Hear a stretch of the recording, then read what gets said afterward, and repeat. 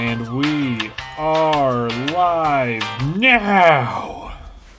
I think. There we go. Ha ha! Oh, now your face is just lit up. Oh, now it's fine. Oh, it's when I pulled my notes up. Okay, yeah. You turned into like a ghost. Let's see. Um, see if I can. Maybe I need to figure out a new way to have notes. Just write them on your hand. That's what everyone else does. Yeah. But anyway, everyone, welcome to episode 1000 of OK Podcast with Bad People. I'm CJ with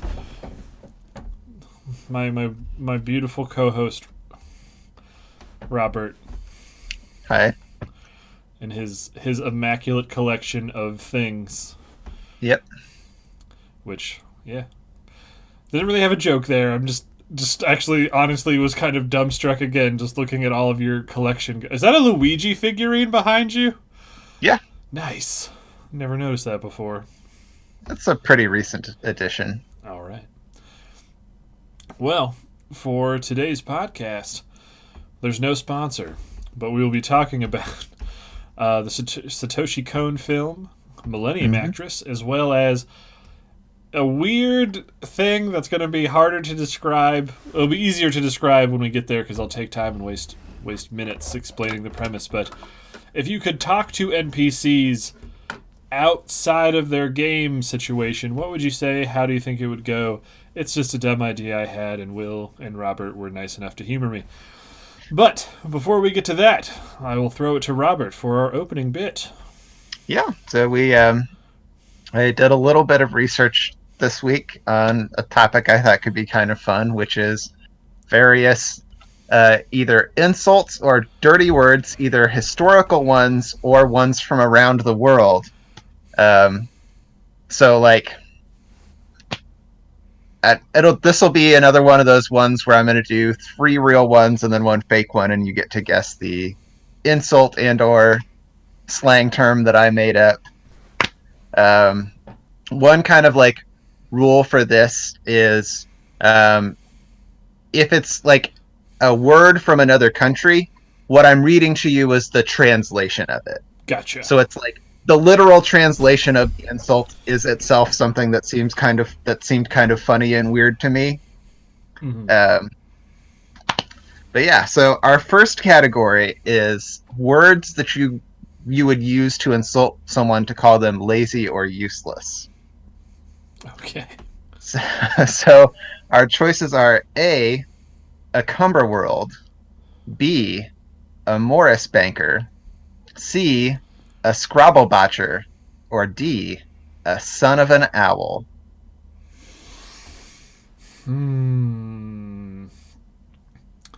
I will say none of those immediately. Oh my god, this chair just keeps sinking. A Scrabble, whatever. You're going with Scrabble botcher? Well, now that's what he's doing. That's what was locking in. To me, the one that's standing out right now is Son of an Owl. The only reason Scrabble botcher sounds somewhat whatever is that I've seen a number of things that use the word Scrabble. Like, that's what Last FM calls subscribers. They're called Scrabblers. So I'm like, he could just made it up because it sounds goofy, but I've heard it before. Son of an Owl is something I've just never heard before. Morris banker sounds like it's an insult to a specific company from old times. And then I forgot what the first one was because it was like a cumberworld. A cumberworld. Mm-hmm. I'm gonna go with Son of an Owl. Son of an owl is a real one. Okay. That's a. So I didn't write down like the actual thing. That one's a Hindu insult. I guess in the Hindu culture they view owls as lazy. Ha! Take that. Don't know why, but fabulous lazy riot. Yep. But yeah, so Son of an Owl is real. Morris banker is the one I made up. All right. How'd you come up with that one? I mean, I kind of just was like, I've got 2 sort of goofy sounding words here already. I'm just going to try and come up with some goofy sounding words. Okay.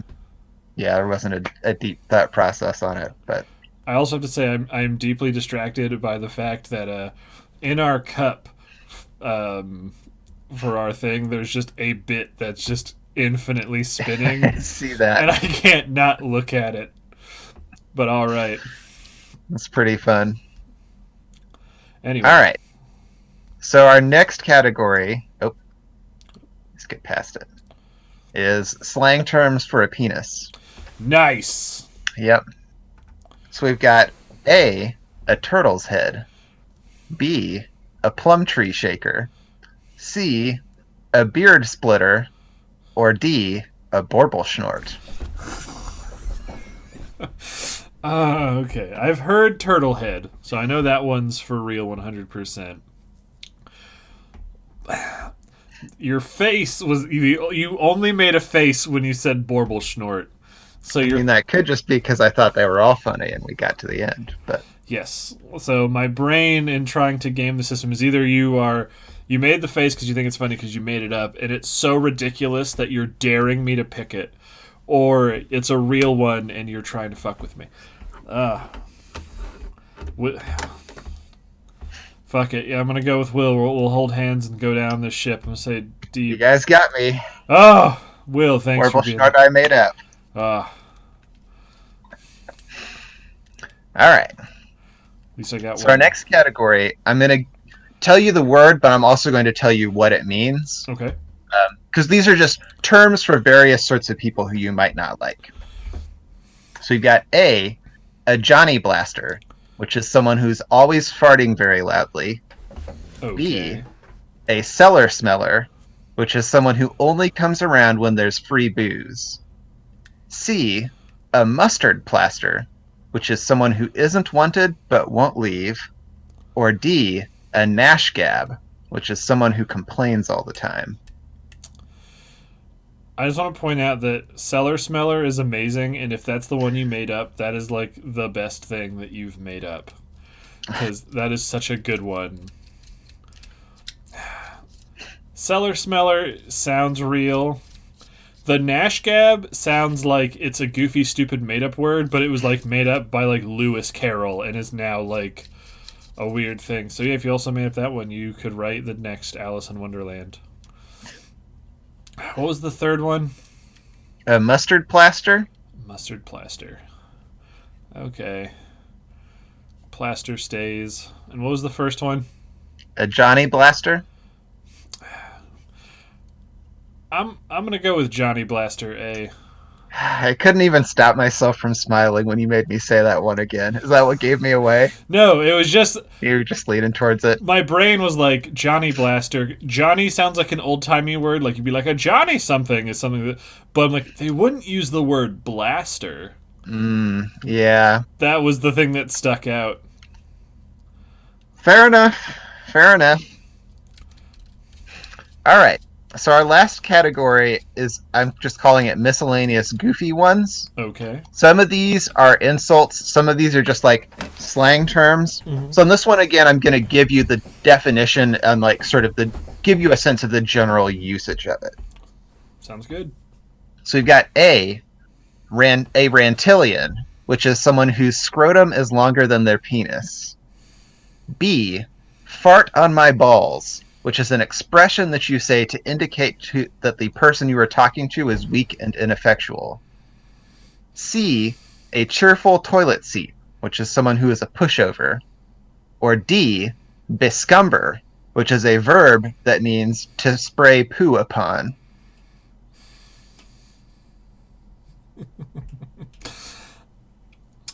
All right, I'll say the only one that immediately stands out is fart on my balls. That sounds like if that is real, it's because it came from like a South Park episode 15 years ago and it just become part of like the lexicon. Was that the first one? No, that was the second one. What was the the first first one? one was the rantillion, which is someone whose scrotum is longer than their penis. That one's very fancy. All right. Will hasn't said anything for the last two ones. He's just posted a cat trying to steal a donut, I assume. Yeah, something like that. I guess I just have to go with. I'm going to say this and not regret it for future years. But fart on my balls, Robert. Nope, that one's real. Okay. Yeah, I think it was. I should have written it down. I think it's an Italian expression though. So like Oh, you okay. like someone, yeah, you someone would say something and you'd just be like, "Fart on my balls, dude." Like Okay, okay. I don't know. What was the fake one? the fake one was the cheerful toilet seat. Okay. That one also was kind of weird because I'm like, I don't really see why toilets are like pushovers, but okay. Well, because you just like sit on them and shit on them, and they're cheerful about it. But Okay. Well, good job, Robert. You fooled me twice.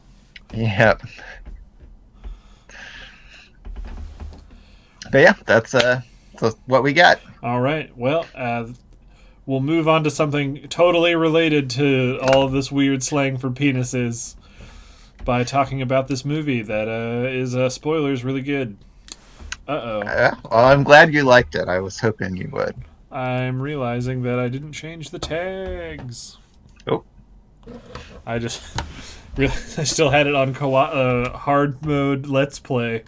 So I'm just gonna change. there's some very confused people in the Star Wars category. Oh no, the category was the right category, but just the Oh, tags. gotcha. So they're probably like, "What the fuck? It's a let's play of a what?" How do I scroll down? How do I change it? I don't know. That gives me a good idea, though. We can make a game called OK Podcasts with Bad People, and then you can do Let's Plays of OK Podcast with Bad People.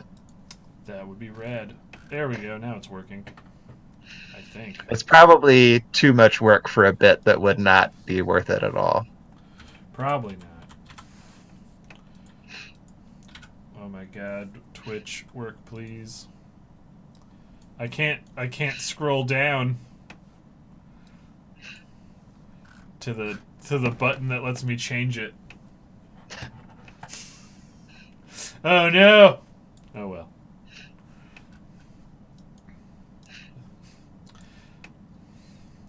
Well, that's weird.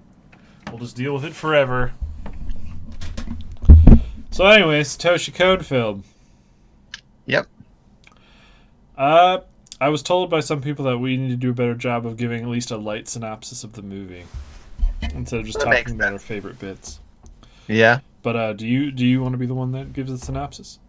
Sure. So this movie sort of starts out with two characters who are producing a documentary on a very famous actress who left her career a number of years ago and doesn't usually take interviews, but they're going out to see her and talk with her about her life. And they go to visit her, and one of the two, who has already revealed himself to be a very big fan of this actress, hands her a key. And you realize pretty quickly that key is a very personal item from her own past.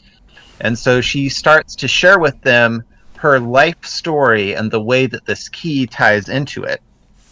But as she's sharing with them, she is simultaneously sharing the story of the movies that she acted in. And the film sort of seamlessly moves between her actual life story and the movies that she was acting in, so that it becomes kind of difficult to differentiate between what is an actual part of her life, what is one of the movies that she acted in, but it also creates these themes of the way that her real life shaped her ability to bring the character she played to life. And then it also dives into the mystery of this key and her pursuit of a young man who she met when she was very young and fell in love with, who went away because of the war, and she was basically chasing him for a large portion of her life and her acting career. Um, and so, yeah, I would say that's about the premise. Mm-hmm. Um, Yeah, it just sort of follows that path. One kind of interesting thing, though, is that as she is telling her story and also telling the story of her movies, the two people who are there to direct the documentary about her are also showing up and interacting in the world of those stories. And one of them even often takes on the part of the characters from those stories because he's seen the movies that she's talking about and loves them so much that he can just like recite those lines and get into those characters himself. Um, so yeah, it's like a weird. It's like a framing narrative and then a story that is also telling other stories, and the lines between all of those stories are blurry and messy and coming together in interesting ways, which is, I think, something that Cohn was very good. Like, that is, I would say, one of the signatures of Satoshi Kon's works is stories where the lines of narrative start to blur and become confused, and that's part of what's interesting and fun about them. I agree. That was a good synopsis. Yep. But it was a very good movie. I'm trying to think what I want to talk to. I think this movie probably does the most interesting thing I've seen in a film with the idea of diegesis about Mm-hmm. like what is and what is not part of a scene. As like Yeah. as you were saying, like yeah, these people start like the cameraman, which I'm confused what his name was supposed to be because he gets called a name by the Genya character, who's being the documentary director. But Yeah. when he refers to him by that name, the cameraman is like, "Who are you talking to?" As though he is being called by the name of another character that's supposed to be in the movie. Hmm. But yeah, like when they show up, at first I was like, "Oh, that's really neat," because I figured they would just kind of be like, I notice I say this word a lot during our podcast, but they're basically like voyeuring the thing. Hmm. Like they're just kind of walking, but then they start interacting with the world, not Yeah. as the characters, but like they'll talk to people. And like the one thing that like made me start questioning whether or not magical realism was going to come into play is when they are in her past, in her real life past when she's a kid, her hat flies off and the director guy catches it, and then when it cuts back to the present during the interview, he's holding the hat. Hmm. And I was like, wait a minute. Are they like transporting there? Because when they're in the world of these movies, and they're like there's a part like when they're on a train and it gets attacked by bandits and like parts of the train start blowing up, is they start panicking as though they are in danger. Yeah. So I was like, is this some like weird anime magic school bus Miss Frizzle shit where they're like actually in there and they can die? Hmm. And I was honestly kind of confused, but not in a bad way. Like I was like, this doesn't make sense. I was just kind of like, whatever. This is a movie and it's great. Um, but I've never seen that in a film before. I've seen plenty of times. Like the one scene that stuck out as being something I'd seen a bunch was when it's at the scene where when the is it Chiyoko? What is the Hmm. name? Oh, nice. Yeah. Chiyoko is being interviewed by like the head of the studio with her mom, and it's like not going well. And you just see them Yeah. on you see the director and the cameraman like on the couch across from them, and he is talking in the scene, but he is talking to the voiceover from Chiyoko in the present, and they're kind of talking Yeah. back and forth. I've seen that like in like police procedural stuff when they're like trying to put themselves in the scene. Hmm. And I was like, oh, I've seen this before. It's going to be like this. This is fine. I've never seen it turn into like what it does in this, where at first they're just watching, then they start interacting and doing stuff. Like the director guy starts talking to Chiyoko as like a teenager, and then he eventually starts becoming the character. Yeah. And I was like, I've never seen this.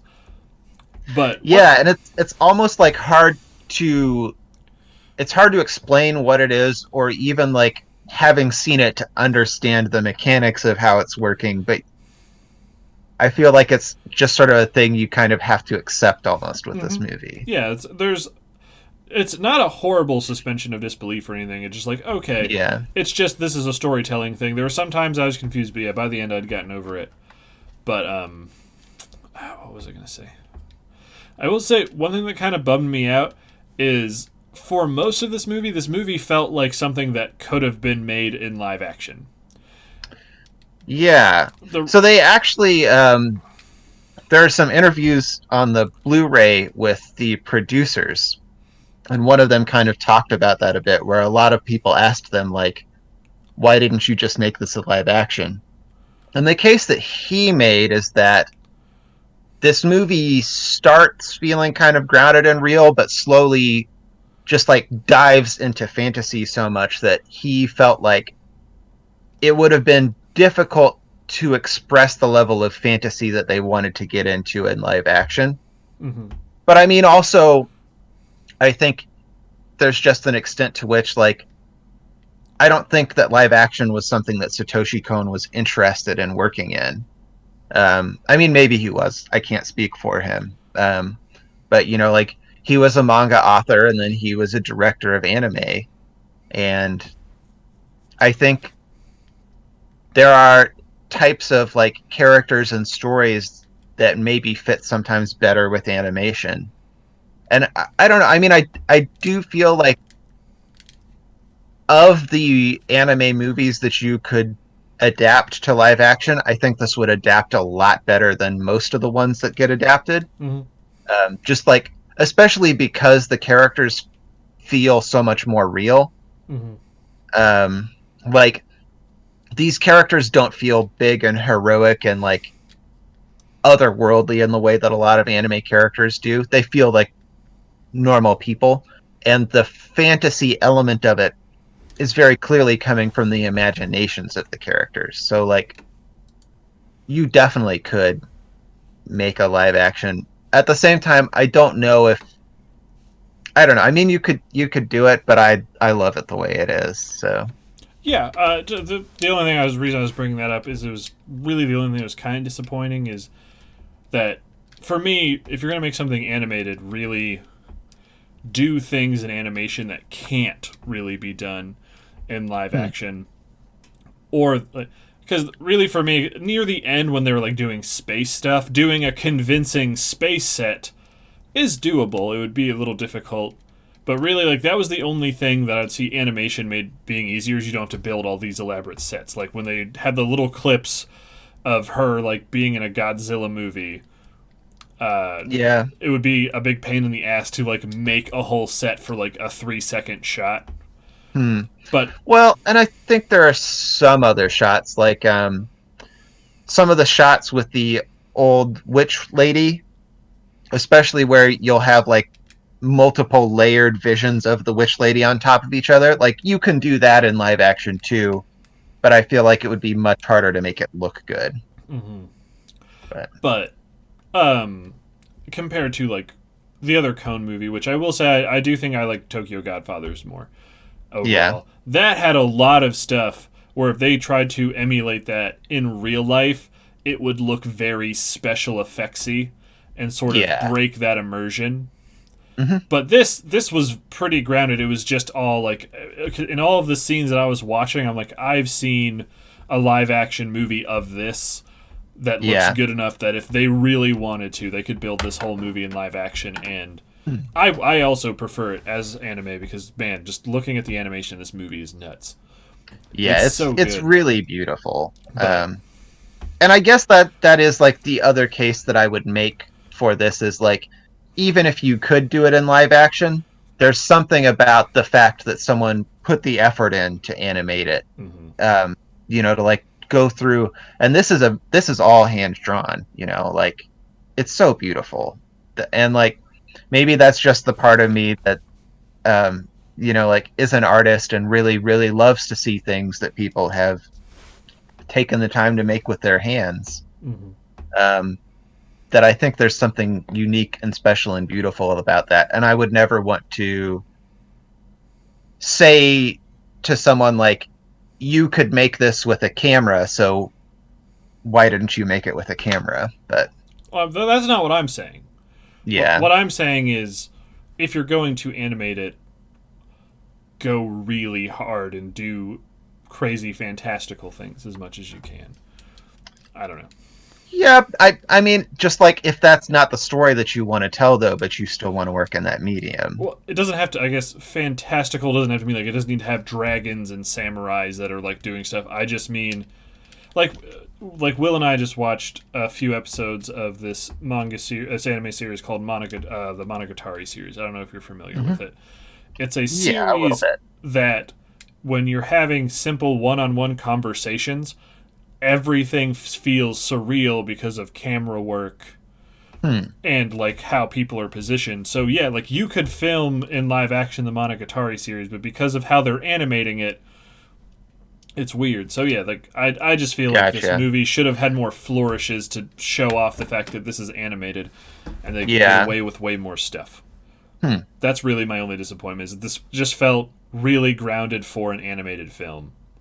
Yeah. Well, Cone's characters also look a lot more realistic than I think like the style that they're in feels more realistic than most anime characters do. Yeah, this one But definitely did. It didn't really have any of the yeah, crazy faces that they made in Tokyo Godfathers, which I was also really yeah, bummed about. But this movie's a different movie, so yeah. I mean, there's like not anything about that style that I remember him doing in this one, but there's things like in Perfect Blue. There's the shot that always stands out in my mind where one of his characters walks into a store and like on the door of that store is a poster, and the poster has an anime character who looks so different from the human character that it like creates this weird juxtaposition where you're like, both of these are animated, but there's like levels of yeah, how animated they look. makes sense.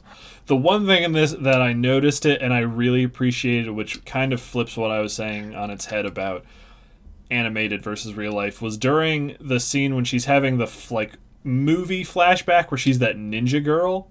And during the quick fight scene, they animated the camera shake. And I was like, and it wasn't a filter, like things were being drawn into that perspective to fit like that. And I was just like, Yeah. fuck, that would have been such a pain in the ass to do.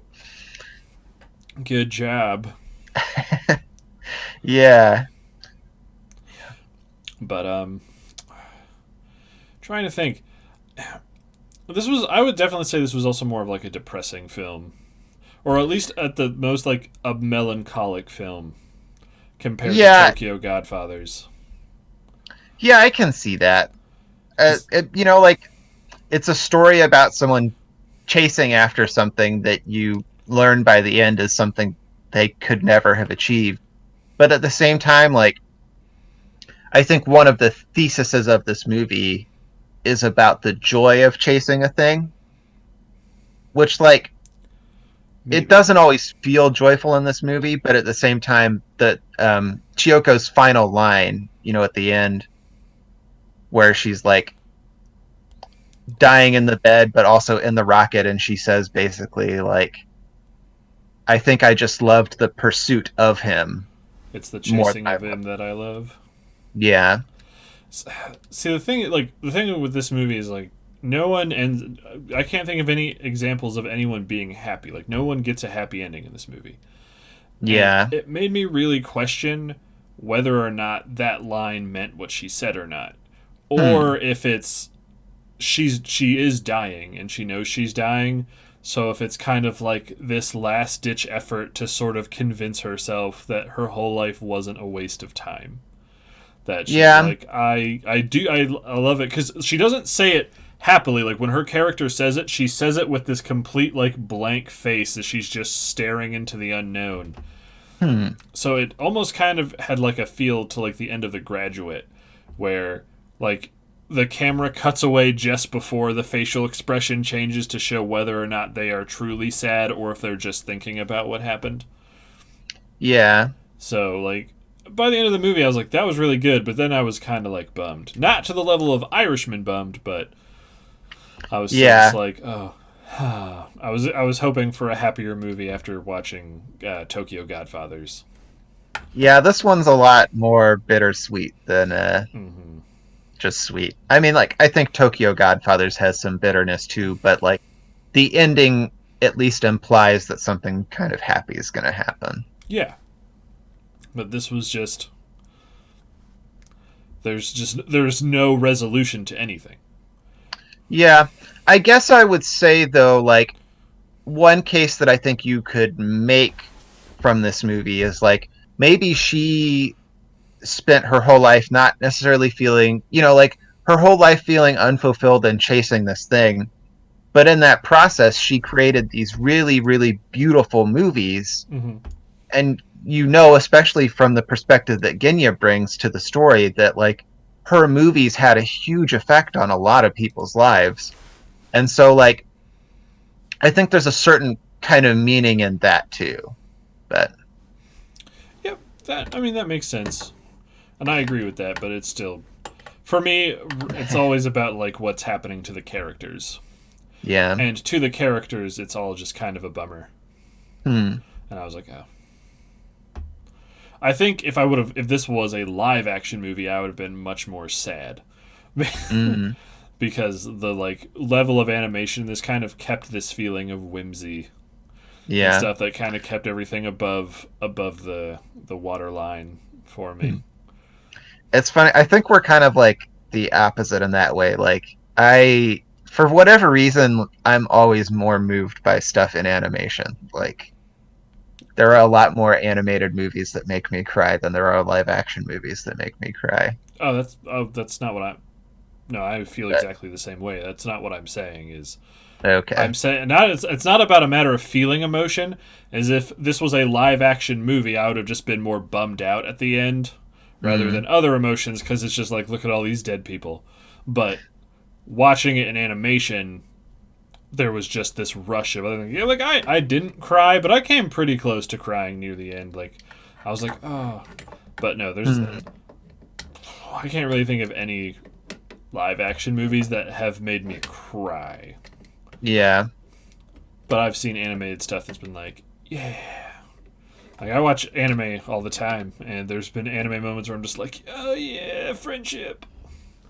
Yeah, animation I think is way more powerful than Hmm.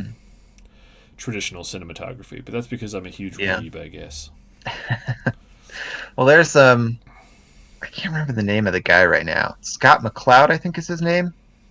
Wrote a book called Understanding Comics, and he kind of talks about the way that like because animate so like as human beings we see other people and like see the way that they look different from us, and that creates kind of a barrier between you and another person. Mm-hmm. But with like animated characters, because there's so much about looking at them and interpreting them as humans, it lowers that barrier in a weird way.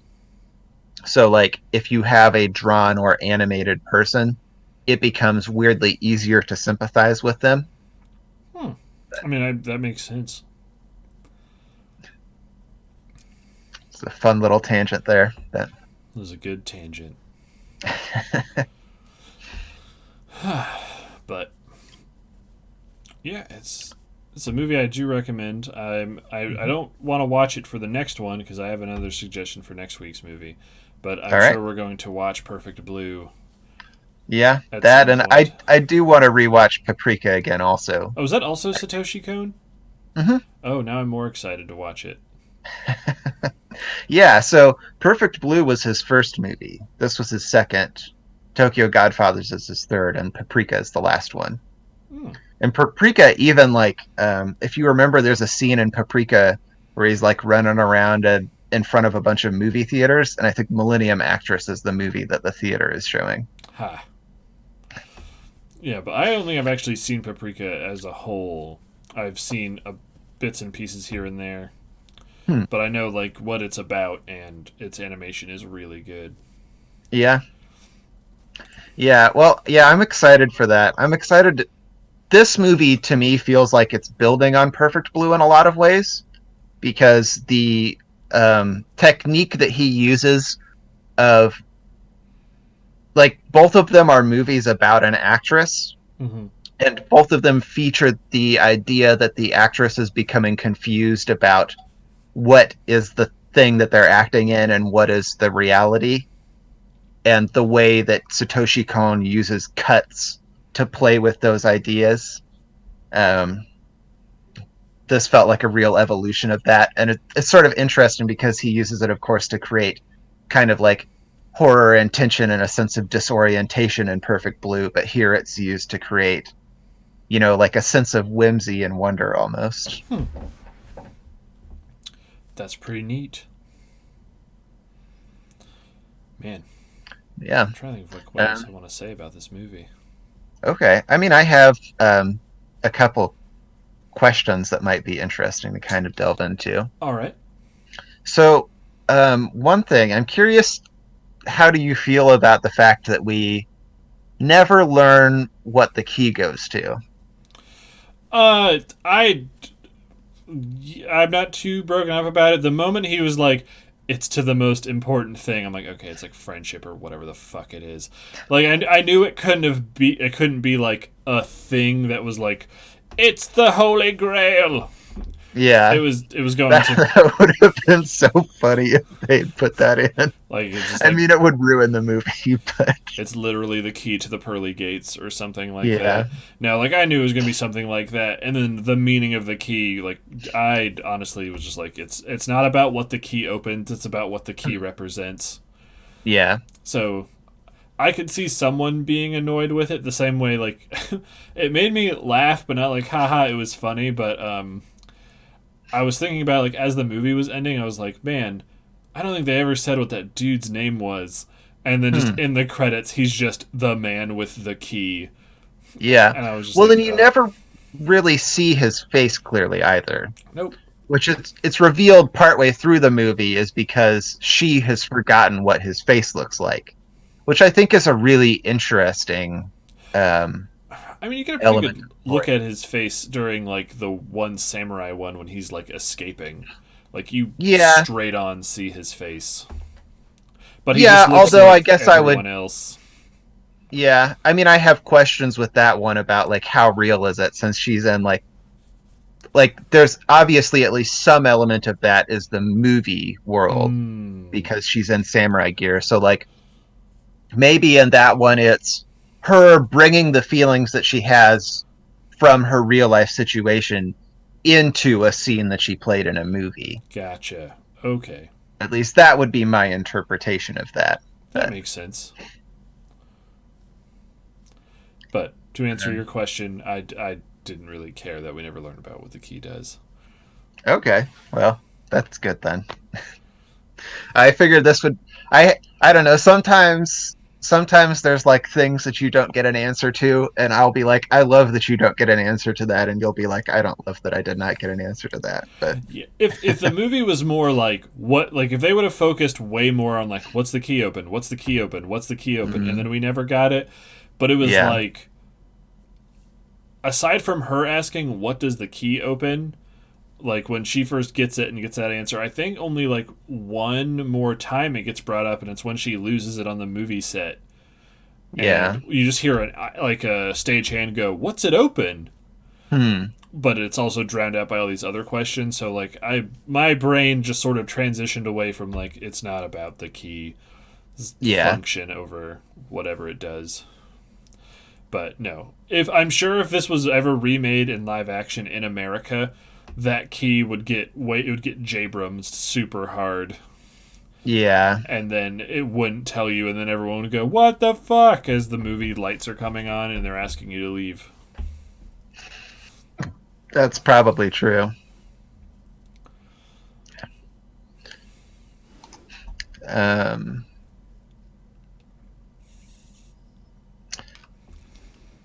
Okay, so one character who we haven't talked about yet, but who I think is kind of interesting and worth talking about is Aiko. Yeah. The other actress who's kind of like a little older than her, but who's jealous of the fact that the camera really loves Chiyoko, and so she always ends up playing the foil to Chiyoko. I don't know, did you have any thoughts on that character? I mean, her character was another thing in this movie that I had seen a bazillion times before, so there was really nothing about her that felt particularly fresh. The only Yeah. thing about her that made me sort of like think about stuff was when it kept coming back to the present. Is I was wondering if like a twist was going to be that Aiko was her housekeeper, because Hmm. her housekeeper kind of has a similar expression with her eyes, and she would always just in you could see her in the background of the story, kind of just like giving Chiyoko these kind of like glares at some Yeah. moment. So I was like, is that the thing? Is that she comes to work with her after they both leave because they've come to some mutual respect at the end or something? Hmm. And then when she was dying, I was waiting for a scene where she was going to show and be like, I can't believe I outlived her or something. Yeah. But yeah, she was just her character where she was just like, I was jealous, and that's it. She was defined by her jealousy and kind of being a bitch. Hmm. Yeah. But like I'm from a like yeah, if you took it like a literary feminist perspective of like, ah man, what it means to have your femininity challenged by younger females who are whatever. I'm sure there's a whole paper about it, I'm sure somewhere, but Hmm. for me it's I Yeah, I think mean, I'm sure there would also be a paper from that perspective on, oh, this trope again of mhm. the jealous woman. But But yeah, her I didn't really think about too much just because I have seen Aiko in a bunch of other things, animated and not. yeah. And even at the end when it's like revealed, like, yep, I stole your key and all this other stuff, there Hmm. wasn't like a haha, here's a twist on the formula and really I love you a whole bunch or something. Because I was also Yeah. wondering if the weird old hag woman that I will say, this is, I'm kind of shifting topics inadvertently. I apologize. Is the old woman that she sees in the samurai movie, the weird wraith, and then Hmm. she sees later? I Yeah. wasn't sure if the wraith thing was part of the movie or was a real life thing that she was hallucinating from the whole Yeah. time. Well, and I don't know that either. I feel like the first time we see the Wraith, she's probably a real part of the movie, but then as you go forward, she's a part of Chioko's imagination. Mm-hmm. But also just like I think there are some questions about who is that old woman and what does she represent, you know?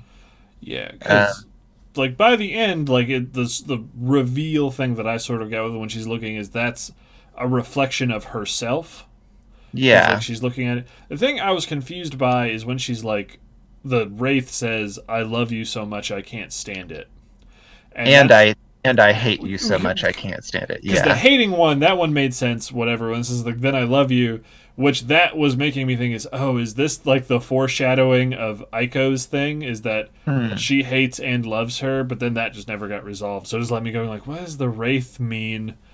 Yeah. And whatever Like it was. I, I saw in the Blu-ray commentary again. They do some interviews with the English voice actors for well, Chiyoko had three different voice actors for Mm-hmm. like different ages of her, but then there's only one for Aiko. So they interviewed one of the Chiyoko voice actors and one of the Aiko voice actors, and one of the things they asked them is like, "What do you think the Wraith woman represents?" And the Chiyoko actress said that she thought that it was Chiyoko herself, like it's a reflection of her own inner conflict. But Aiko's voice actor said that she felt like the Wraith was kind of an amalgam of Aiko and of what's the name of the creep that she marries? Otaki. Otaki, where like Aiko hates Chiyoko so much that she can't stand it, and Otaki. I have some questions about whether what he feels is actual love rather than just infatuation, Mm-hmm. but the idea that he's so attracted to her that he um, creates the scenario in which the one thing that's most precious to her is taken away. So like you could read that as he loves her so much he can't stand it and would do anything. But I don't That know. I don't like that interpretation as much just because it's hard for me to see that character as being someone who feels genuine, actual love.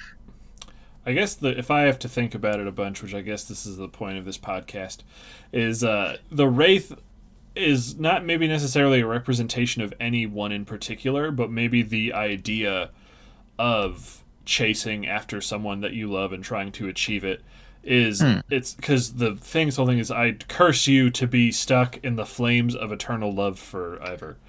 Yeah.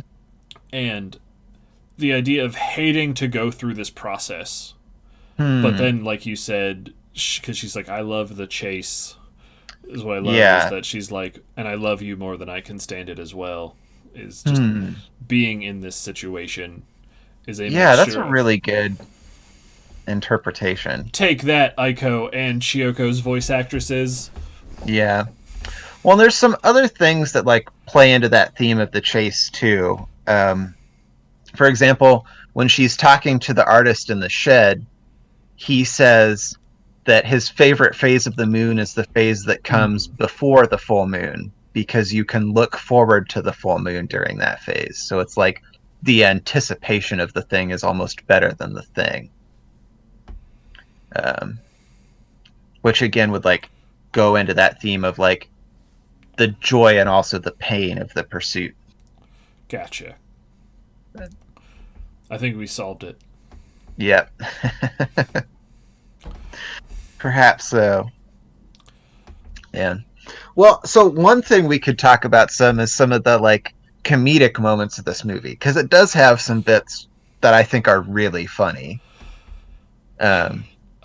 Yeah, I'll say I didn't really think actually there. I'm trying to think of where humor came from in the movie, and the only thing I can really think of is the cameraman. Whereas yeah, he has some like snarky bit. I don't know. The one that like gets me every time I watch this movie is I think it's Chiyoko and Genya are both in like the samurai stuff, and they're like going full gung ho, and then there's just a cut back to the real world where it's old Chiyoko now and Genya, and they're both like acting it out, and like it's just a funny cut to me that the drama of that moment becomes like the comedy of two people being so caught up in that memory. I guess like I didn't find that I liked that scene, but I didn't find it very funny because like that's just what I was thinking was happening this whole time anyway. So when it just cut and showed it, I was just like, yep. I thought it was more like adorable than funny, especially like Chiyoko. She's like pretending to be riding a horse while she's doing it, and I was like, ha. Yeah, but like no, I guess for me, I just like was so caught up. I get so caught up in the story that they're telling that then when it cuts back, like that expectation of the rising action suddenly is just chopped away, and that change in that shift in expectation makes me laugh. But that is understandable. But like another thing that was kind of disappointing is compared to Tokyo Godfathers, which had a lot of stuff. Like everyone in that movie is funny. Like they all have stuff that made me laugh. It's like really the only things that like made me go ha were the cameraman. Like with his stuff was like he'd be like, wait, are we doing a documentary? Or the time when after like the ninja girl moment and it cuts to like a future movie and Genya's character is still dressed like he's from the previous movie. And he's like, hey, you're in the wrong era. And I was like, ha.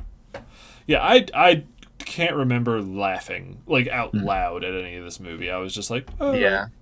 It was just, I don't know. There's like little chuckles that I get. Like another bit that they'll do a lot is where like Genya shows up to save Chiyoko. Like multiple times Genya shows up to set Chiyoko free so that she can like run in pursuit of the man. And then he will be like going on this whole monologue about how he loves her and he'll do whatever it takes to help her achieve her dream, and she's like already gone. And he doesn't realize it. Yeah, but that is another one of those things where it's a joke. I've seen that so many times that to me it wasn't funny. Yeah. Yeah. Fair enough. But yeah, guys, this movie to me, just in the tone of it, was so melancholic and bittersweet that I never got up to that point of laughing at anything. There was nothing that was so outrageous that kind of got me to go over that tipping point and like laugh at it, because I was just like, oh man, this is about not fulfilling your stuff. Because then like I started getting like really contemplative, like I'm almost 30. What have I done? What am I chasing? I'm gonna die. That's what I was basically thinking the whole time I was watching the movie. Were those sort of thoughts. Yeah. So I mean, for me, this movie, like, I had a lot of those thoughts as, like, I have those kind of thoughts all the time. You know, like, I just turned 30 earlier this year, and it's like, what have I done with my life? Why even bother? But then, like, for me, this movie makes me feel like maybe I just need to keep pushing and try and find joy in the act of continuing to push, you know? mm-hmm. But That is a very good way to look at it. But yeah, like this was a good movie, but aside from like the weird storytelling, like methods of like diegesis and stuff like that, it really just kind of felt normal. Like in a way, like I've seen this sort of story before. That yeah, as far as content goes, I don't really have a lot to say about it other than just it was really good. Like that's fair. this movie would make a terrible book. I think. Yeah, it would definitely be rough to make as a book. You need to Like, be able to see what's happening for it to work, in my yeah, opinion. you'd need to figure out a completely new way of unexpectedly changing everything that's going on the Mm-hmm. audience. Yeah, So that would be a lot harder to pull off in a book. but if I was just reading the story of someone chasing after another person and trying to find them, I was like, I've seen that before. Yeah. I've seen it where they're literally chasing them through time. Hmm. Because one thing I thought was funny, if Will was here, he'd ask it, but he asked me is in like the lore, I guess, of the movies, is it supposed to be the same like character in all of those things? Like, is she? No, I don't think so. So, like, when when the character is referred to her as Chiyoko, I think that's something that the characters who are currently there are like sort of reading into the story, Gotcha. Okay. and also because the stories of the movie and the stories of her real life are becoming blended and meshed together and becoming this one weird thing. Mm-hmm. Like, yeah, I don't think her character's name was Chiyoko in the movies. Only because like it's like you drank this tea that will make you what because it was like you drank 1,000-year tea, so I was like, oh man, were they actually like having basically like an MCU, but like it was a Chiyoko CU Mm, where it was because she's cursed to live for 1,000 years or whatever, so this is her. My things I've seen it in stuff before is like she's chasing after the reincarnation of her love every time. mm. So that's how I was understanding the movies was it's the same character who's been alive the whole time from the whatever period up until the future, still chasing after this man that she loves, and that's why she has to keep chasing him is because he'll grow old and die, and then she has to find him again. Gotcha. Yeah, I don't think that's it. That's a bummer. But Now I hate this movie. Let's stop talking about it. Anyway, but yeah, because they never say her like character's name ever, so that's why I just assumed it was yeah. supposed to be the same person, I guess. Mm. But Yeah, I mean, it could be the other way. I don't know. Like, it had never even occurred to me personally that it was that way. Um, so, like, maybe I'm just dismissing that theory because it like wasn't how it felt to me. mm-hmm. But yeah, I don't know. uh, I don't think it's that way, but I'm not the arbiter of these sorts of things. one last thing that I do want to bring up that I was like, I think my favorite image in the whole movie of just which did do a good job of taking advantage of animation sort of because doing actually you know what I take it back because it didn't make any sense physics wise was her finding the easel on the moon, Hmm. which it did bug me that she ran as though there was normal gravity, but then I was like, oh, she's this movie I guess is being made in the 60s,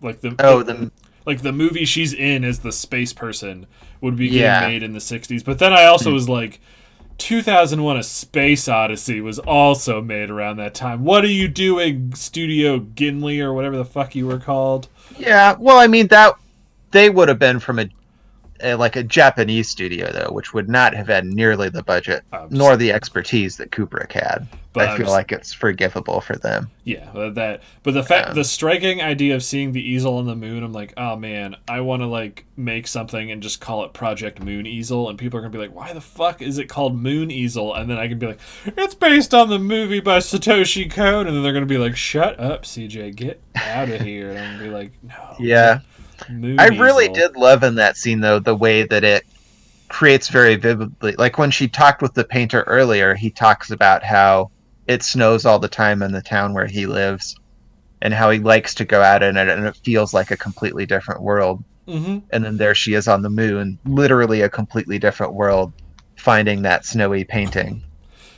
That is also another thing that was undercut because I have seen in other things like when it snows, it's like being on the moon. And when he was like, it's like being on another world, like almost out loud, I was like the moon.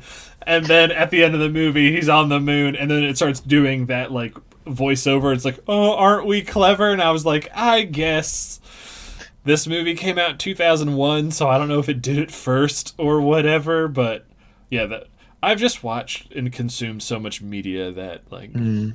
it's so hard to be like impressed by things. It's like I've seen that before, and Yeah. I'm just bitter on the inside. So yeah, when I saw that, I was just like, I guess that's cool. But just the idea of seeing an easel on the moon felt like something in a Gorillaz video. I could see that. The thing that would have made that cooler is watching someone paint in zero gravity. That's what I was hoping I would get to see. So like they're painting and like they reach their paintbrush up and like blot the paintbrush in like a glob of floating paint and then use that to smear it on the easel. Like that's a thing would be really hard to do in live action and look good, but in animation it would look good as long as you drew it well. That's the sort of thing I'm talking about. I would like to see in an Yeah. animated film is like take advantage of that shit. Hmm. But anyway, I've said all the stuff I need to say, so I will let you dictate all the content of this conversation for the remainder. Well, I mean, I feel like we've covered most of the big bits. What about the little bits? What about the little bits? I don't know. I actually forgot to look at the IMDb trivia. Oh my god, that's like your one job. Is it though? Is that my only job? I said, I guess. You It's, said it's the like part I my one always job. look forward to at the end, is because it's be like, Yeah. oh man. Because when we were going to Well, let's start see. doing this, I was going to start looking up trivia, but then you started doing it, and then it's just like, oh man, I'm going to let Rob tell me the most interesting things. And you've done it great basically every time. Yeah. Well, I'm looking at the page here, and sort of like I suspected, there's not a lot of trivia. Um, I do really like this wallpaper for Millennium Actress, though. yeah, that is really nice.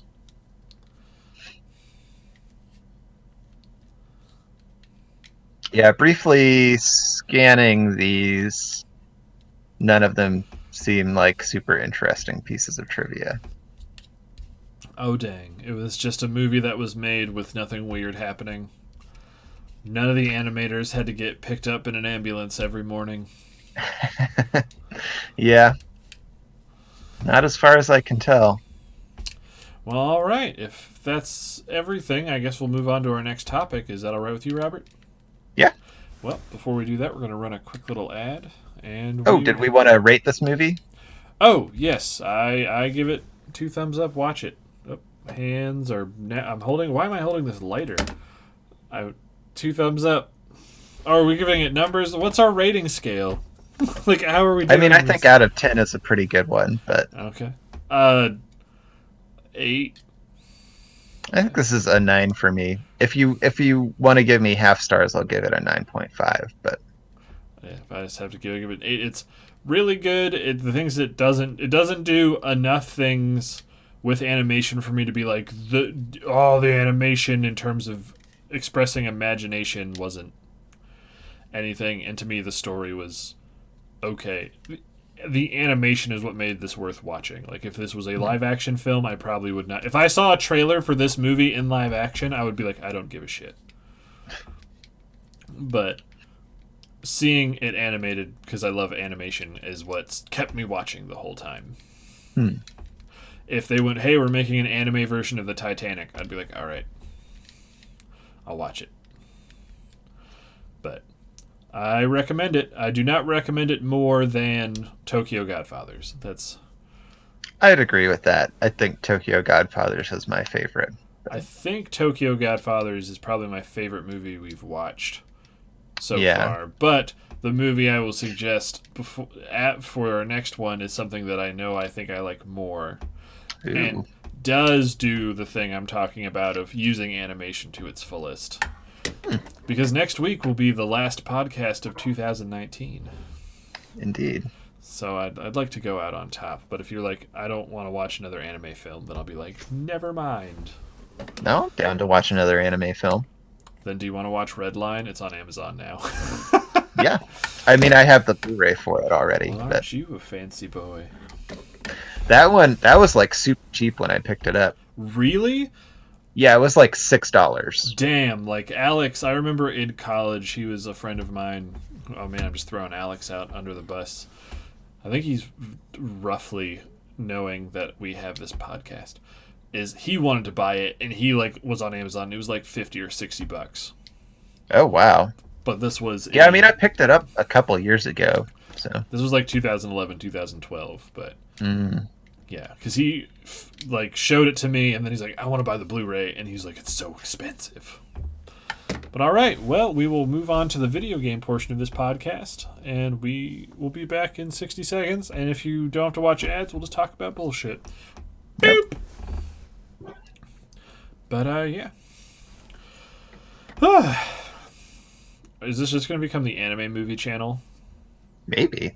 All right. I mean, I would have suggested a lot more, but usually I'd suggest one, and then you'd be like, I don't want this to be all anime, Robert.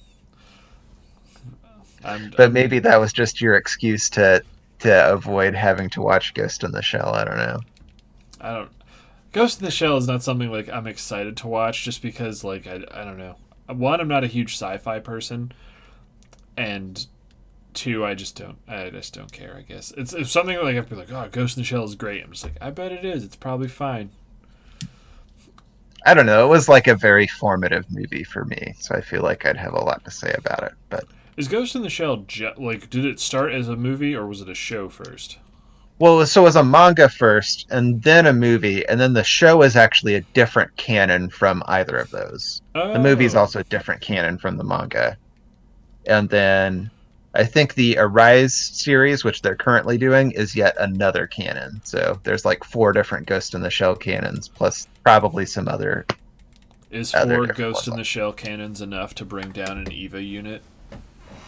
I don't think so. Oh man, I like Ghost in the Shell a lot, but it takes a lot to bring down an EVA.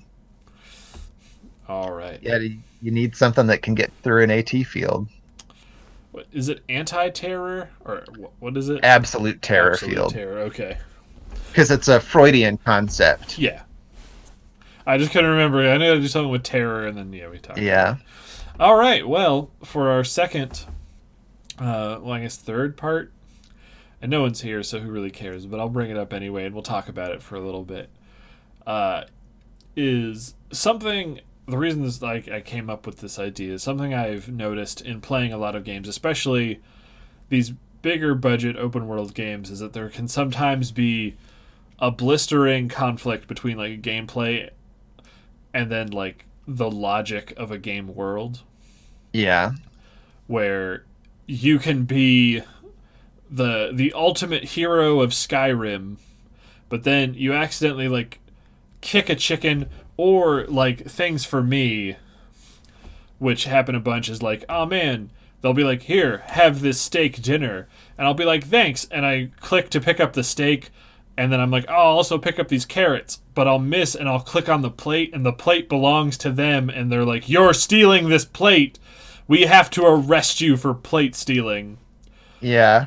And this is what I meant. It would be one of those times where like you hit a button and it like freezes the world, and then you like can like talk to the guard not as your character but as yourself, and you'd be like, guard, clearly I just accidentally clicked on the plate. Can I just put it back down and you be cool with it? And then hopefully like the game like AI would be like, oh yeah, sorry, okay, as long as that's what you were doing, you explained yourself, it's fine.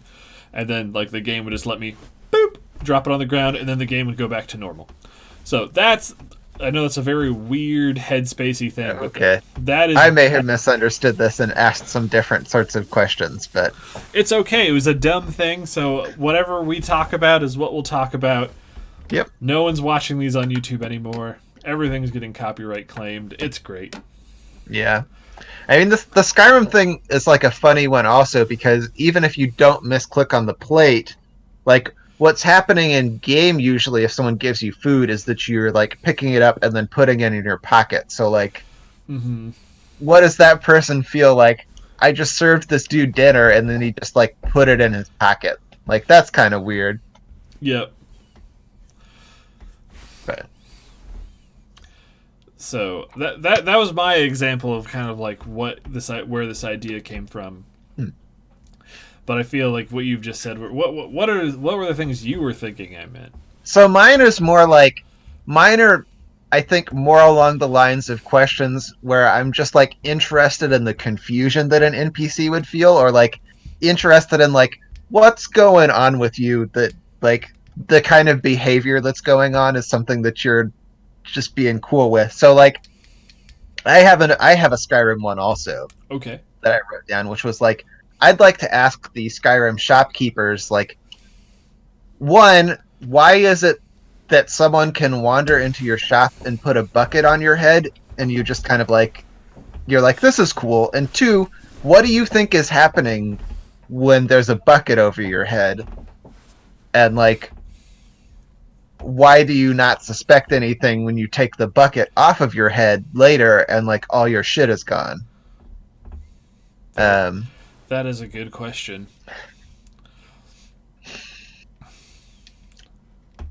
So yeah, mine are more sort of goofy like that. Like I want to know what's going on in that dude's head. What's going on in every shopkeeper's head? Why are you letting people put buckets on your head, guy? I mean, like, they just, as long as they're not dead, I guess they're like, I get to be alive. I have to have this bucket on my head, but at least a dragon's not killing me. That's true. Yawn in there. But, I actually really didn't have that much for this, because it's basically just it's Bethesda games are the ones that, it's like, those are really... I've got some other games. For me, for my way I was interpreting this is that... Yeah. I'm trying to think of some other ones. Like, other ones would be, okay, like I was playing Assassin's Creed Odyssey today, trying to do some cleanup, and how the game world is set up is they're taking strides to kind of have a middle ground between enemies not being hostile to you at all because you're in the game, and then immediately trying to kill you. And how that works in the areas of the game is, like, an enemy camp will be like a red zone, where if you are spotted in there, it's because you're trespassing and they're going to try to kill you. But there's usually like a barrier zone outside of that, which is a yellow zone, where if they see you, they will like yell at you and tell you to leave. And if you leave, it's fine. Like, Hitman does an even better version of this, is where you can get caught trespassing, and even if you're like not even in disguise, you're just Hitman, a guard will be like, hey, you're not supposed to be here, I'm going to walk you out. And they'll walk with you until you get to the end of that area. And then it'll be, if they see you again, they'll know you're up to something. But just prefacing with all the information, I was playing Assassin's Creed today, and I was running through a city, and it was just a normal, like, city with it, not like, this is a war city. And as I was running through, my guy was just sprinting full tilt, because I was just looking around going, look at all this cool ancient Greek shit. And as I was sprinting, I noticed, like, I sprinted into a zone, which was just a street, and my icon, like, my map icon turned from normal to yellow, being like, you're in a restricted zone. And before I physically could go, oh, shit, and U-turn away, it flashed red, and there was just a dude standing around a corner, and he went, we have to kill you. And that would be a moment where I'd pause and be like, dude, your yellow zone was like a foot long.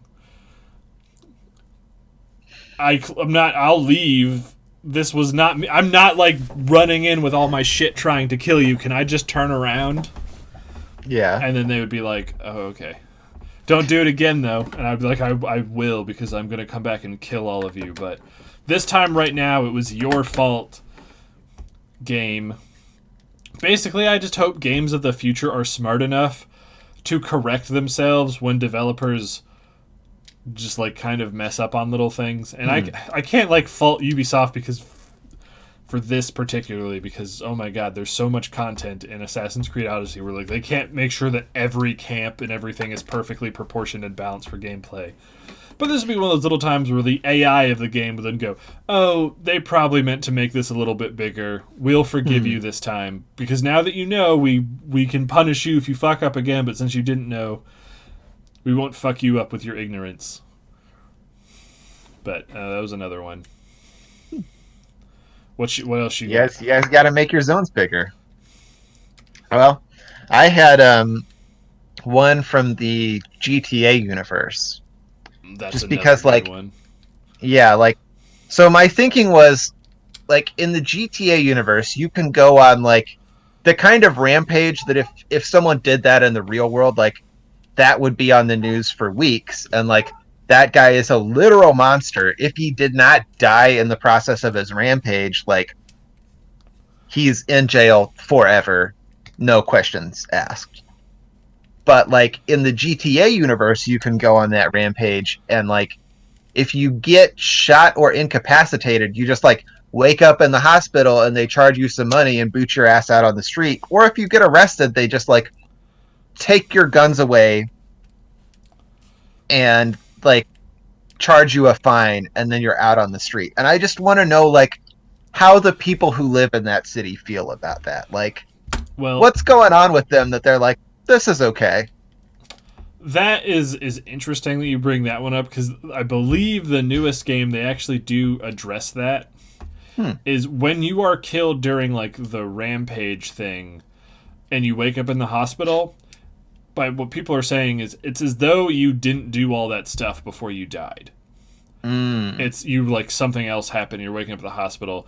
And then in GTA 4, they talk about how gun laws in fake America are nuts, and you can just own all those guns. Yeah. So yeah, if they take your guns away, because if they're willing to arrest you, that means you haven't killed anyone yet. So yeah, they'll kill you and take all your guns. So they tried to make it fit in universe. But that is a good point. Like, if it's not, though, yeah, that's fucking weird. Which is, there's a movie. Oh, sorry. I mean, I still want to just ask them, like, what's going on, guys? Like, even if you want to do with, like, the getting arrested one, that you're saying, like, when you arrest that guy, it's because he hasn't killed anyone yet. But, like, there have been a lot of suspicious massacres in that city before that no one got booked for. And you're finding the dude who's, like, running around with a rocket launcher and just, like, Uzis and machine guns and 40 pistols and shit. And, like, no one in the police office thought to go, like, hey, do you think maybe this is the guy?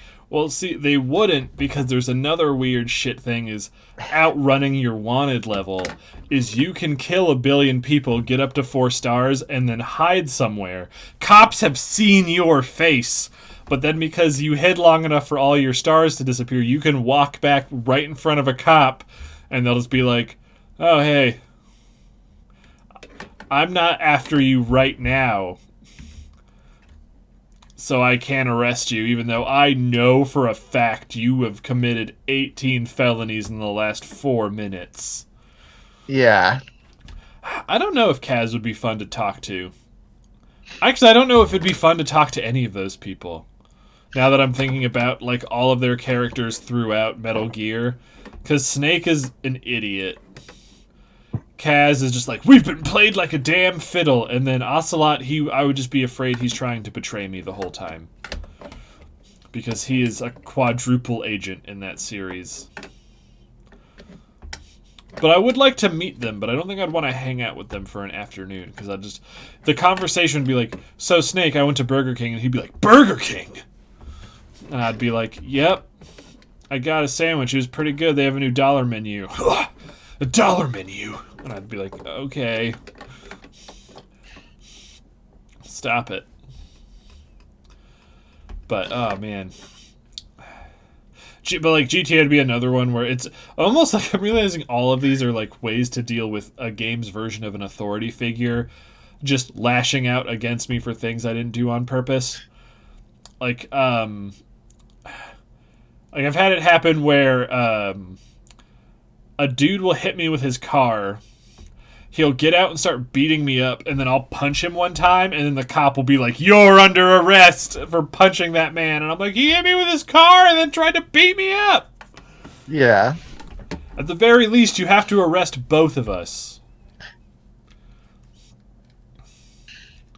But it's also my favorite thing is I don't remember if I know they couldn't do it in 4, is that there wasn't like an arresting thing for characters other than you, because you didn't get arrested really, they just kind of like a little psh, and then you were sent to jail. So you would see instances where like if you were sprinting and an NPC was trying to like punch you and you ducked and he punched a police officer, which would give him like the equivalent 1 star, I can still arrest you for that. The cop will just pull out a gun and just kill that guy. Yeah. And just be like, oh man. So really, in the GTA universe, there's just a single jail cell. And it's for your character at that time. Yeah. Everyone else is just summarily executed. I mean, you do see some other prisoners in those games, but those guys they were just like born in prison. Yeah, they just came out of the wall like a fungus. Yeah. All they know is jail. Will, do you have any of these? Sorry, like weird questions you'd want to ask in context specifically? Now you've brought up Metal Gear Solid, I want to know like what the average henchman's like understanding of a cardboard box is.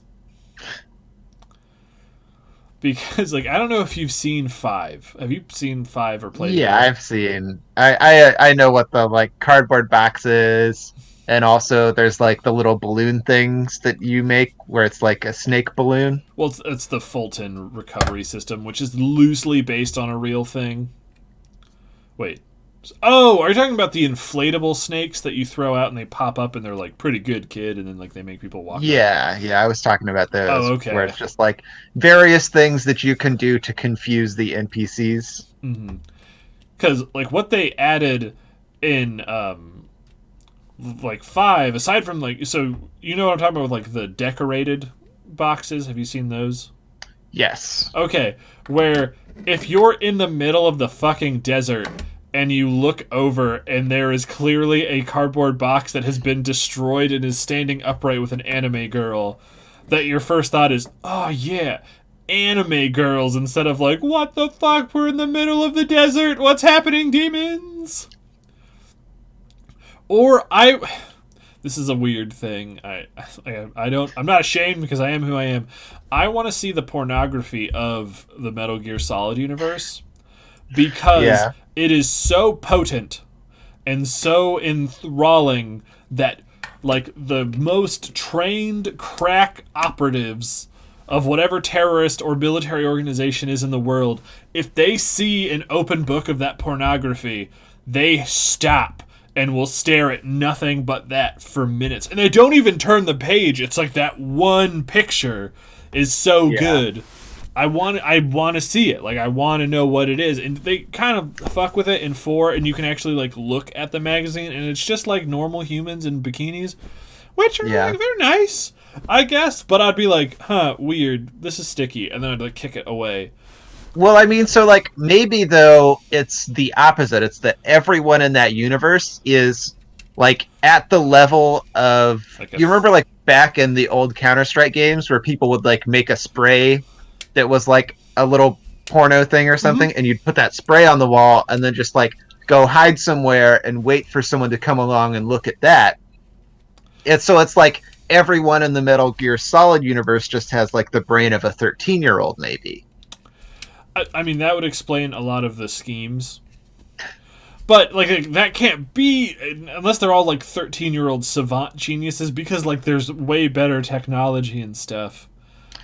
Well, I mean, it's just like all of the low-level are like that. But that's the thing, is it works on some bosses. Oh, really? Yeah. Well, there goes my theory then. Yeah, I mean, maybe they're just super, super fucking ready to go all the time. And I'm just like, I don't get it. Like, that's the other thing, like, it does too is, I don't know, your answer would still explain it if all of the low-level dudes were also... But that's the thing, like, also that pokes a hole in that is in 5, you can look at them and it says, like, they have an intelligence level of SS+. So, like, what is an SS plus intelligence person who's still a 13-year-old? What does that mean for someone who has a D in intelligence? Yeah, well, I mean, I guess what I'm saying is just, like, maybe the overall intelligence of almost everyone in that universe, except for you and a couple of very specific NPCs, is just, like, capped at 13-year-old human male. Like, that's as high as it gets. And, or so they then, just like, live in the most extremely sexually repressed society of all time. That could be, too. And that's the first time they've seen porn, I guess. Yeah.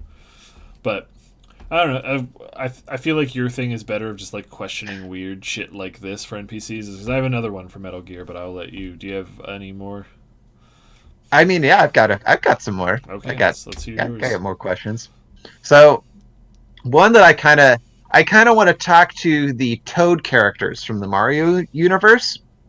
Because, like, this is an entire race of beings, but their princess is not one of them.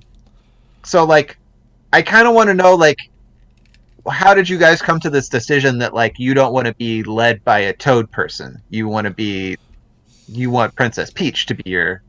Well, that's another one that's also been answered by Nintendo. Oh, really? It has? Yeah, just, like, they can't function with... None of them can handle leadership abilities. That's literally it. They're all just really dumb. Yeah, just like they can't handle the responsibility of it. Yeah. Because they brought that up where they were like, oh, they were going to replace Princess Peach of her role with Toadette and make Toadette, but then they just lured it in. They're like, no, we're going to keep Peach. Well, why are we keeping Peach? Because the Toads are kind of like goblins to hobgoblins, where they're like, oh, I guess we can function on our own, but as soon as they see like this higher thing than them, they just kind of flock around it. Yeah. I mean, that seems like a really enlightened position, though. Like, if someone made a computer that was like genuinely a good leader for like humanity, like and had all of the abilities of a computer and was like smarter and could make much better decisions that would benefit humanity, I still don't know if like humans would be willing. Like, I mean, like I love the idea of a technocracy, but I don't think most people are on board. So like, I don't think you could make, like, it just seems interesting to me that the Toads are enlightened enough as a people to be like, oh yeah, Princess Peach is genuinely better at leadership than we are, so like that's what we're doing. But that's the thing, though, is like she's like bad at her job. Yeah. So, like, I think they're too dumb. Like, they're not enlightened. They just see a bigger thing. They're like, we'll just do what they're doing. But I think the question I'd want to ask them is how they're cool with Mario when he routinely jumps and stomps Goombas to death, which are just like slightly different than them. I mean, presumably, though, the Goombas are also antagonistic to the Toads, right? Perhaps, but there's also numerous examples where like it will show people on vacation and Toads and Goombas are there. Like, Mario has become such a problematic thing as more of his shit has come out. And it's not because I don't believe like the weird fan theories that like Mario's an evil war criminal. It's just they made a game and they've kept making the same game like mechanically, but they're like, we want to update it and do more fun world building. Is that I want to see an M-rated game, not of Mario, but of a game where your main way of killing people is jumping on them and crushing them. That is horrific. And that is happening hundreds of times a day in the Mushroom Kingdom, where Mario is just crushing things to death. Just a game where your only attack is curb stomping. And I'm like, that's horrific. And I'm like, well, that's just Mario. You're playing Mario 64. Again. Yeah. But I also want to understand how dense Mario is, because he can crush something to complete flatness just by like air sitting on it. But yeah, I mean, I guess you could make the argument that like maybe the Toads are okay with it also just because like Mario he isn't killing every Goomba he sees. Like when a Goomba shows up in Mario Party, he's being like chill about it. But it's like sometimes those Goombas are working for Bowser, who stole their princess. But isn't that more unsettling? Is that he can just be like, I'll play games with you today, but the moment you fuck with me a little bit, I will crush you in front of your children. Yeah. Like, Luigi, he's like, he gets away with it because he's like Luigi's Mansion. He's not doing anything horrific. He's just using a vacuum cleaner to get rid of ghosts. He's pulling a real The Irishman. We're friends today, but I gotta kill you now. Yeah, exactly. It's, I don't know. It's just one of those things where if they came out with some weird, stupid bullshit thing, it's like when someone dies and they're turned into a coin, it's not because they died, it's because they like were like transported back to like whatever, and they gave you money or something to not kill them. I don't know. Like then it completely excuse everything, but like right now it's like, nope, you crushed that thing down and it poofed away. That guy's dead. You're a monster, Mario.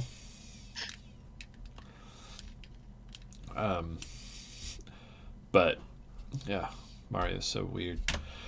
The other one that I was thinking about for Metal Gear is it's a mild spoiler for Metal Gear Solid 3 in terms of function stuff you can do. So if Will's still watching, is that a big thing of Metal Gear Solid 3 is you have to eat to maintain your stamina bar. And it's honestly probably one of the like better implemented things of like a game where it's like you have to eat to keep playing it. Because enemies in the world also abide by that rule, where if you lower an enemy's stamina enough, they'll try to go find something to eat. And you can play that whole game without killing anyone, bosses included. And there's this one boss called the Fear, who is a member of this special forces unit that, like, in the canon of Metal Gear was basically like 5-man armied Normandy and like took care of it. So they're like a super spec ops of whatever. And his boss fight has a special thing where he's using stamina a whole bunch because he's turning invisible. And for some reason that consumes stamina. The game doesn't explain it. And what you can do is you can fuck with him. And if you take and collect all of the food items that are on the boss map where you're in, he won't be able to get food. So you can kind of just like starve him out. But if you want to speed it up, is you can throw out poisoned food, and when he's hungry, he'll search it out and eat it. And then he'll just start vomiting, and you can run up and beat the shit out of him while he's puking and shitting his pants. But when you throw the food out, it is clearly like in a container that is like stinky and stuff. So I want to know what's going through the head of this soldier that knows he's fighting another Spec Ops person who just like, even if he sees you doing it, he's like, I'm gonna eat that food. Is like why he thinks it's a good idea for Snake. Just like he just like grenades out a 3-month-old pig fetus that he's had in his pants, and why the Fear is just like, yes, I will feed, and then he's like, and he'll do it again. Like he doesn't. It's not a thing like where he learns. He goes, you're not getting me a second time. He's like, I'm gonna eat whatever comes out of you. And he, Fool me once, throw some food on the ground and see if you can fool me again. like, you can just beat him by getting him to puke himself unconscious. And That's pretty great. it's horrific to watch. Ugh. What else you got? So one thing that I was thinking about is like there's a lot of games where like you'll have a quest where you need to go and get medicine for someone. Mm-hmm. But then also in the world of that game, like there will just be things like you can heal by eating a turkey leg, or like there's health potions everywhere or something. Mm-hmm. And I'm just want to ask those people like, why don't you just eat some turkey? And I guess like maybe you can say like, oh, this is the special disease that you need the special medicine for, but I've definitely seen games that go out of their way to say like we tried everything. Normal health potions don't work, and then you have to go find the Everroot or whatever. Yeah. But yeah, stuff like that. I remember in a Fatal Fury. It's funny that you bring this up. It's like there's in one of the levels where you start, there's like a police officer, and he's like sitting and like he's just in the background. He's like holding what looks to be like a gunshot wound or something. And he's just sitting there, and that's one of those games where you can punch garbage cans and it has a turkey leg. Is I would love to see like in the background someone's just bandaging someone's wound by just shoving roasted turkey meat into like holes in their body, and they're just like, yes. Yeah. Oh man. But yeah, like another game where I wanted to, like a specific game where I wanted to ask the NPC characters about like what is the healthcare in this world is Pokemon. Oh my god. Because like we know that there is literally a perfect healthcare system for Pokemon where like you can go out and get blown the fuck up. Like there's a move called Explosion where like your Pokemon self-destructs themselves and blows into little chunks to do damage to the other person. And I guess you can take those little Pokemon chunks and put them back in the Pokeball and take them to the Pokemon Center, and they're going to heal you up. But, like, what are humans doing in that world? How do they feel? Like, do they have that equivalent? Or, like, if they don't, how do they feel about that? Like, as a reality of the world they're living in. You know what's actually happening in the Poke Center because you've read that Awkward Zombie comic, I'm sure. I don't think I have, actually. Oh, it's like an older one where they're not actually healing the Pokemon. They just throw all of your Pokemon into the incinerator and they just grab duplicates off of a shelf and then just give them back to you.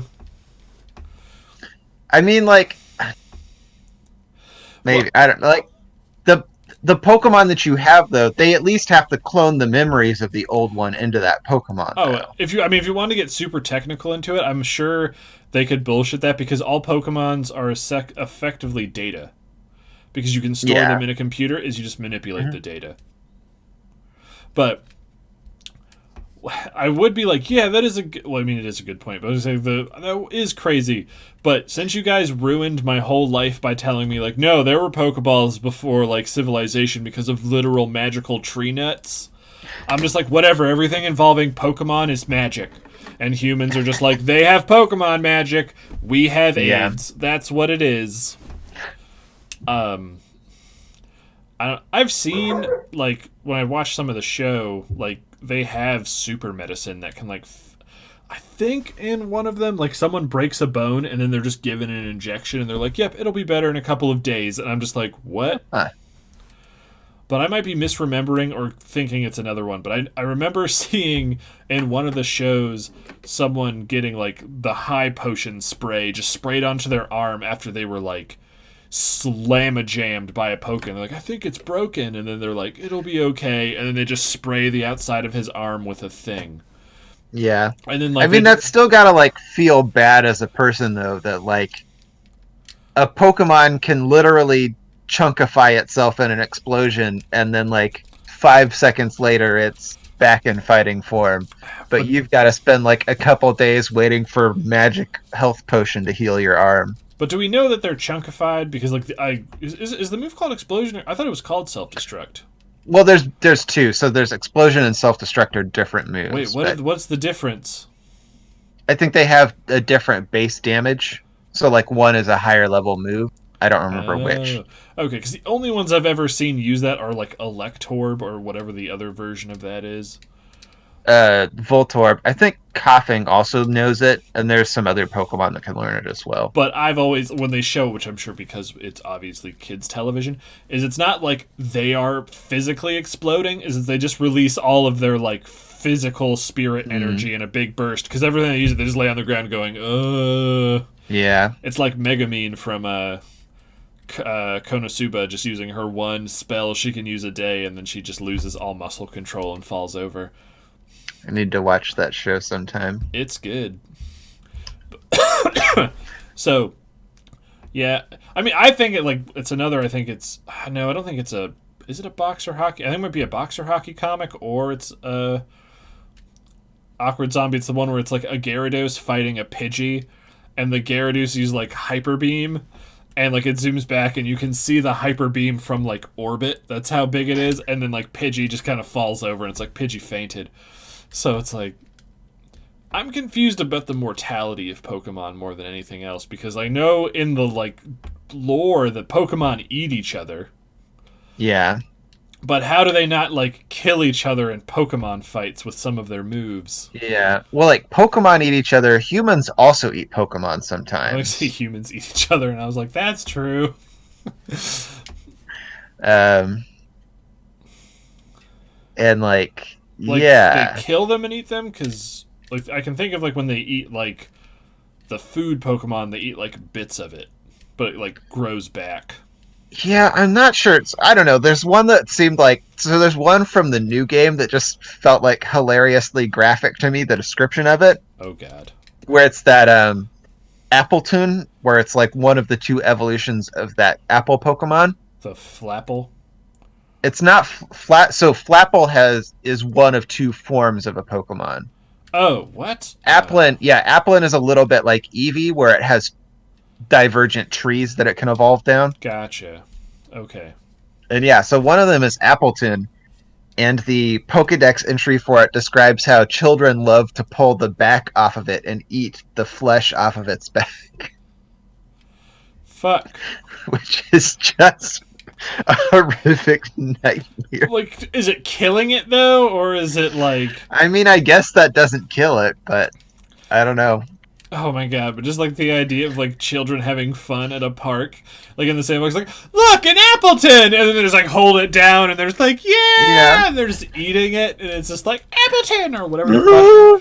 Whoever, when they finally put that in the anime that I'll never watch, we'll get to hear what Appleton's voice sounds like, since Pokemon the game is too lazy to record one person saying all the different words of a Pokemon, because they still do that in Sword and Shield. When they come out, they just kind of make like a noise, right? Yeah. Mm-hmm. Why? Yeah, I don't know. It's disappointing.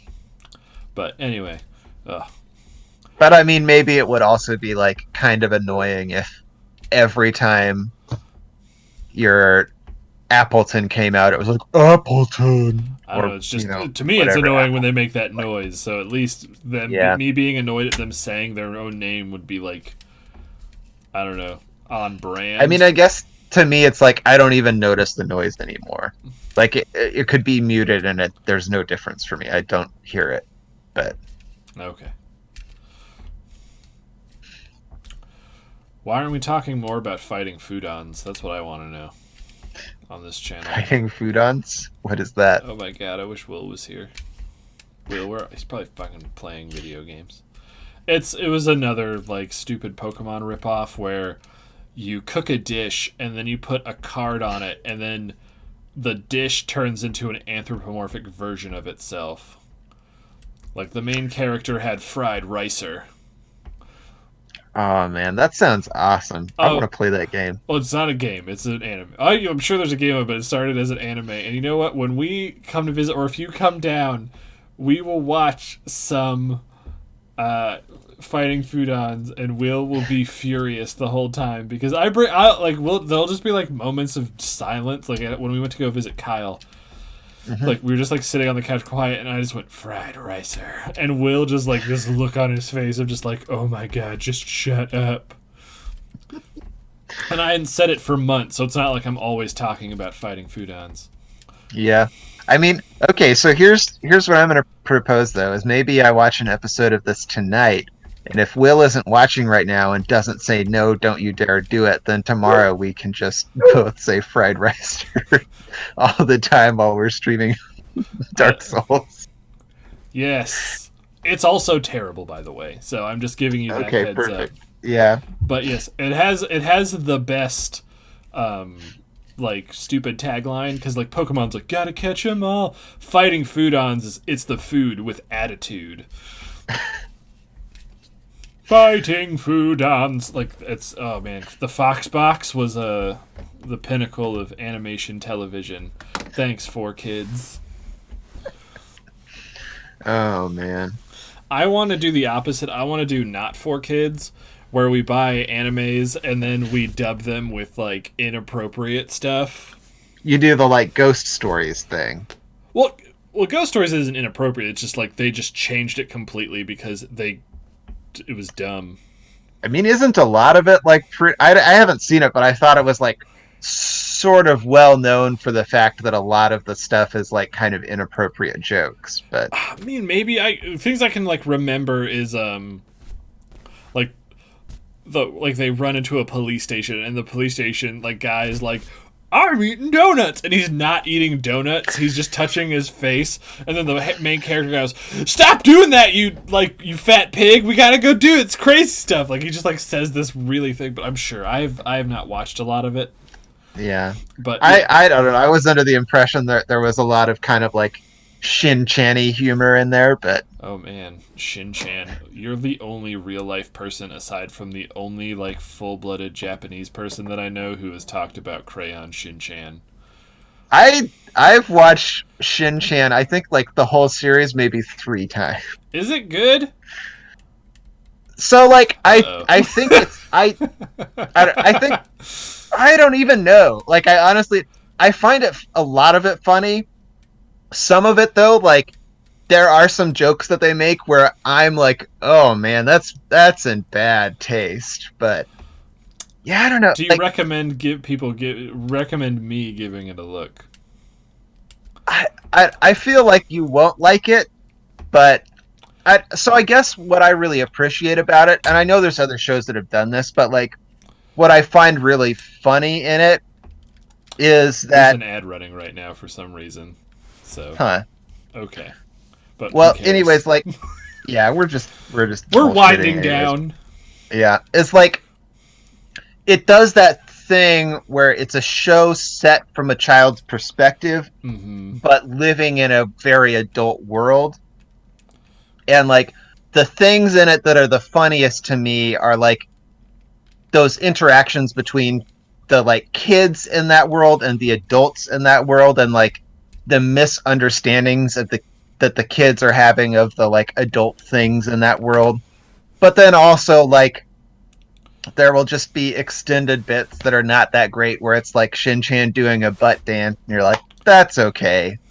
Or like the jokes that they'll do that I'm like, that is not in good taste, is that there is a character who like one of the girls who's Shin-Chan's friend has an abusive parent, and they'll do a lot of jokes with that, and I'm just like, ugh, that is not a good look. But oh man, yeah. I'll give it a look. While you're watching Fighting Foodons, I'll give that a look, and I'll be like, oh, yeah, that was weird. I feel like you'll hate it. If I do, you have expressly told me I might hate it, so that's true. I've been warned. But all right, really dumb. Did you have any other video game things? Because we're at a little over 9, so. I mean, I have a couple others. I don't think they're great, but I mean, we can just sort of glee. Hey, if you want to go through, I'm still here. I ain't got anything else to do. So I had another one from Pokemon where just like we had talked last week about some of the like horrifying ghost Pokemon, but I kind of, like there's a lot of jokes from our culture about like how terrifying it would be to live in Australia, but the Pokemon world has to be so much more horrifying. Oh yeah. And I just want to know, like, how do you even feel safe, like sleeping at night or allowing your children to leave the house, like ever? Uh, Well, they're forcing their kids out because they got to go find all the Pokemon at age 10.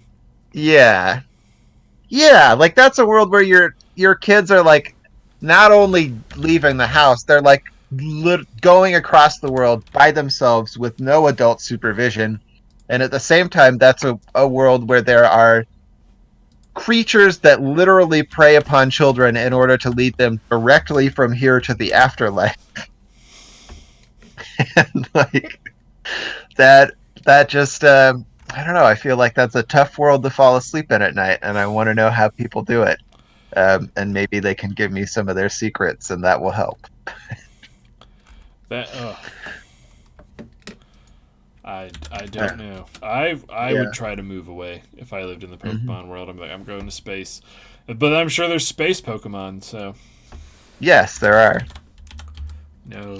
Um, I One thing that I was thinking about is so in the best Sonic game, Sonic Adventure 2 Battle. I mean, so like Okay. in all of them, there are the like robots that have little animals inside, right? Mm-hmm. But in the best one, Sonic Adventure 2 Battle, you're destroying some of those robots like high above a city where you're doing platforming. And if you don't catch those animals, they're just falling to the city below. And I kind of want to talk to the people in that city and be like, how do you guys feel about the fact that there are just like every now and then a cute animal is falling out of the skies and just like splatting on the pavement, and all you can do is shake your hand at a hedgehog and be like, why? But I mean, yeah, a lot of them are birds. that's true. A Um, lot of them are birds, but there's pretty lot. sure there's also some like raccoons and squirrels and shit. And all I'm saying is like, if I was going to work and a squirrel fell out of the sky in front of me and just boop splatted on the pavement, I'd I don't know, it'd put a bit of a damper on my day. Well, I guess actually now that you bring it up, talking about the worst one, Sonic Adventure 2 Battle. Um, when we were playing through it, you're really not in any populated areas while you're doing that stuff. Like it's all like in temples and there's not like normal people around. So I don't know how often that's an issue. Well, like the shadow levels, a lot of those are some of those at least are in a city, right? I mean, you don't see other humans there, but like Well, when they're in the city, you're on like a highway that's in the middle of being constructed. And also, yeah, like you're not in like a public area where there's people walking around, and a bunch of those robots don't drop anything. hmm, They just puff away. It's not like the yeah, old 2D ones where, like, when you're doing the sky chase zone where you're on the plane with him and you're just dropping badgers and raccoons and penguins to their death in the ocean. yeah, I'd say what's an even bigger thing from that game is when you're playing the kart driving sections as Tails and mhm, Rouge, and you can just slam minivans off of the road, like because they're made of paper mache and they just go pin. Like you've ruined so many soccer practices where their parents are never going to come pick them up because you just yeah, waylaid them out into the ocean. That's what I want to hear. I want to hear from those kids. yeah. Fair point. I Tails mean, you is. can't hear from those kids, but maybe from their friends. Why can't you hear from the kids? Well, because they died when their minivan crashed on an Well, no, I ocean. was saying their parents died on the way to picking them up. So their Oh, I parents see. never showed up to pick them up after practice. But yeah, Yeah. I sure. mean, you don't think any of those vans were the parents coming back from Well, I was practice? going to say that's very possible that they were coming back from practice. There's a lot of dead people, and Tails is responsible for it. At least Yeah. William's version of Tails is responsible for it. He went out of his way to kill a lot of vehicles.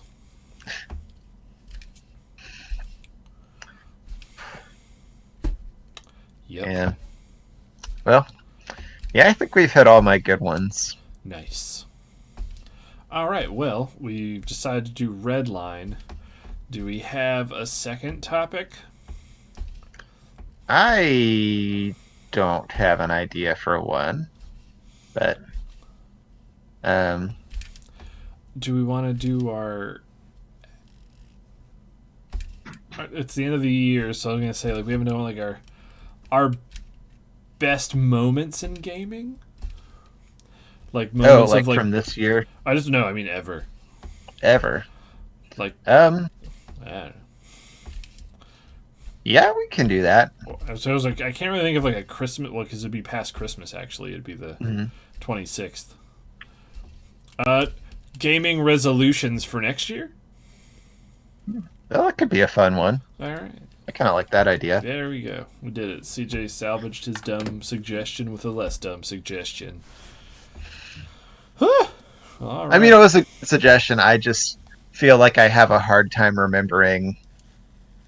Like, if I try and think of what my best gaming moments are, I'll just sit there and be like, I can't remember anything. Well, fair enough. Well, anyway, I think we're going to raid into Zero Gravity Theater. But, yeah, so tomorrow we'll be doing Dark Souls with all three of us. And then we'll be doing Star Wars. Thanks for everyone who showed up and who might watch us on YouTube later. And I hope you guys all have a Merry Christmas. Indeed. Until next time. Bye. Bye.